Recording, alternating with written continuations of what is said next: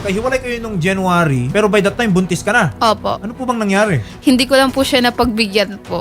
Napagbigyan? Yes po. Anong hindi napagbigyan? Bembang po. Ah, okay. The entire time na ikaw po ay nagbubuntis, Opo. wala siyang naitulong? Wala po. Walang naging pakialam sa inyo? Wala po. Hanggang nung nanganak ka na? Wala po. Na pang nag-labor po, wala po siya. Idinidenay na ba na sa kanya po yung ipinanganak ninyo? Dinideny niyo po.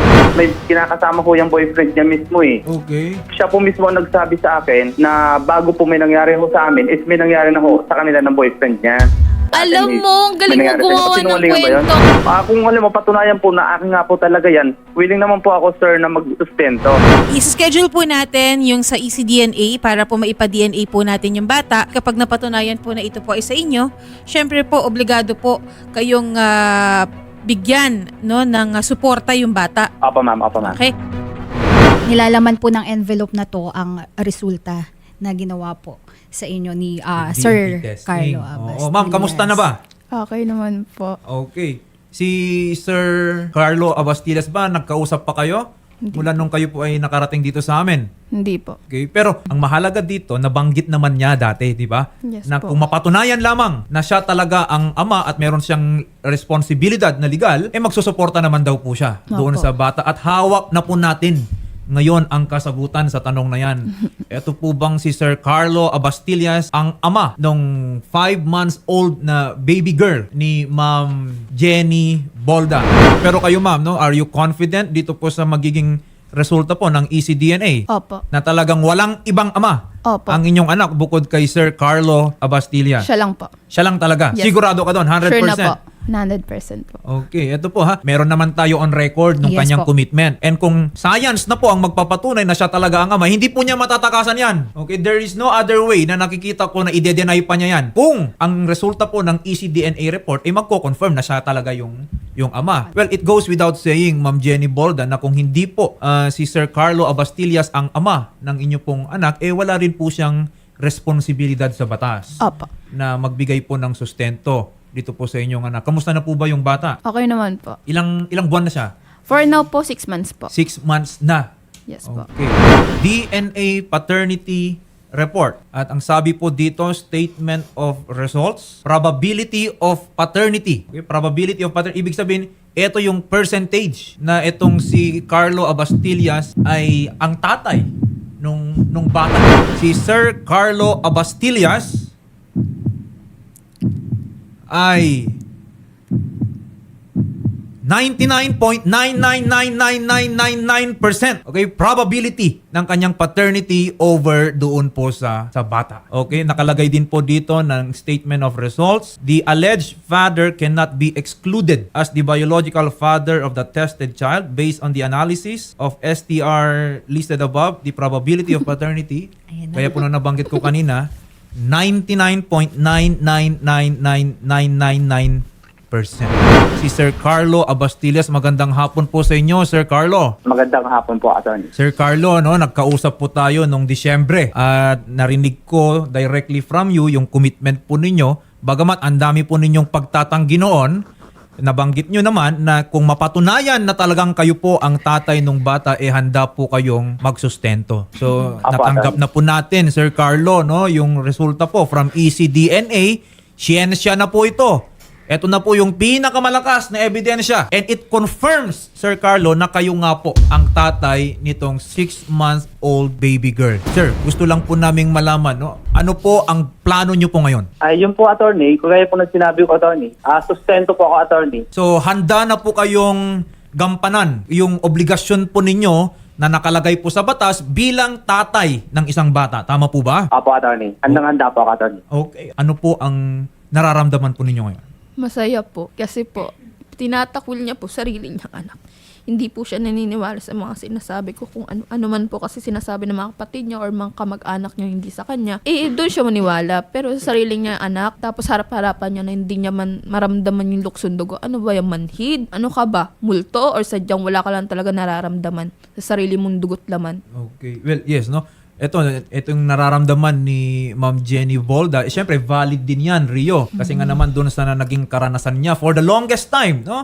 Mula nung pagbubuntis, nagkaanak na at lahat, syempre masakit sa isang nanay na itinatanggi po yung kanyang anak. Kaya naiintindihan natin kung bakit ganyan ang nagiging reaction po ni Ma'am Jenny Bolda. Pero, ma'am, ngayon at you already get the confirmation at napatunayan na kayo nga po yung nagsasabi ng totoo, aside from hearing from Sir Carlo na ready na siya na maging ama, ano po ang gusto nyong sabihin ngayon dito kay Sir Carlo Abastil? Sana naman yung sinasabi mo, sana naman tuparin mo, hindi yung puro kasalita, hindi yung puro salita, mapapako naman yung sinasabi mo. Wag ganun. Tuparin mo. Kilalang kilala kita, Carlo. Kung hindi ka magbibigay, pwede kita isampa na lang ng case. Narinig ko naman kanina sa kay Sir Carlo na talagang magbibigay po siya. So at least let's give Sir Carlo Abantillas the benefit of the doubt.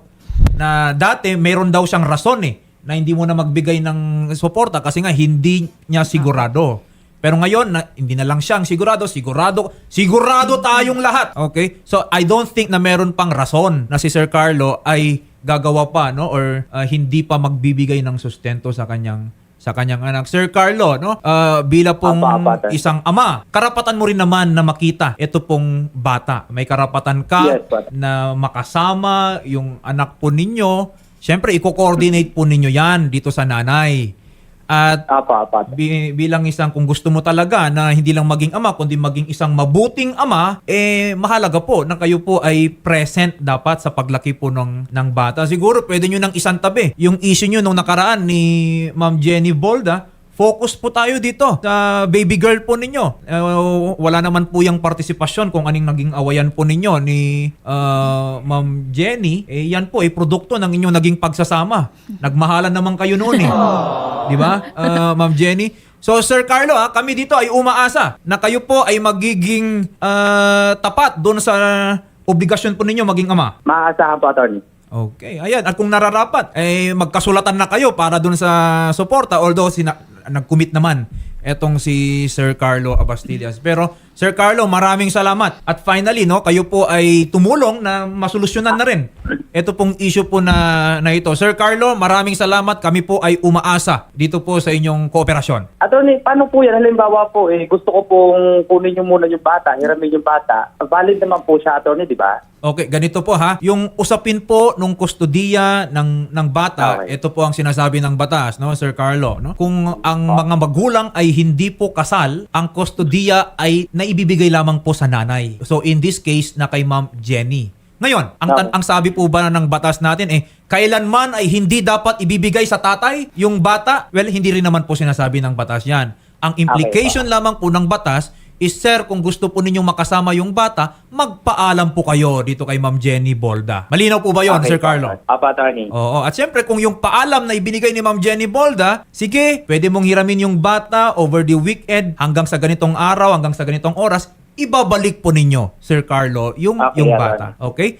Sige po, gusto ko lang na maging malinaw din yung karapatan po ni Sir Carlo Abastillas bukod sa kanyang obligasyon. Malinaw na daw sa kanya. Okay. Ikaw ba, ma'am, kung hiramin ba ni Sir Carlo, handa ka rin na pagbigyan na makasama ang bata? Di ko po muna maisasagot. Sa ngayon, hindi ka pa ready. Okay. Well, Rio, ang advice ko dun sa mga nagiging kliyente po natin sa mga ganitong sitwasyon, kung magpapahiram nung nanay, in this case, dun sa tatay, ang ginagawa po namin, we are executing an agreement. Okay? Na kung saan nakasulat kung kailan kukunin, saan kukunin, hanggang saan, or hanggang kailan. Tapos sino dapat yung mga kasama ng bata. Alam din dapat nung nanay kung saan sila pupunta. Opo. Okay? Magbibigay din dapat ng, kung hindi man every hour, every 5 hours, update, asan na yung bata, para for the mother, mapanatag din yung loob mo na ligtas yung bata. Opo. Okay? So sana makatulong po yun, no? Yung mga advice ko po na yan. Pero kung mapag-desisyon nyo later na pwede namang hiramin ni Sir Carlo, mabuti rin naman po kasi sa paglaki ng mga bata, dapat nakikita niya buo po kahit papano yung kanyang pamilya.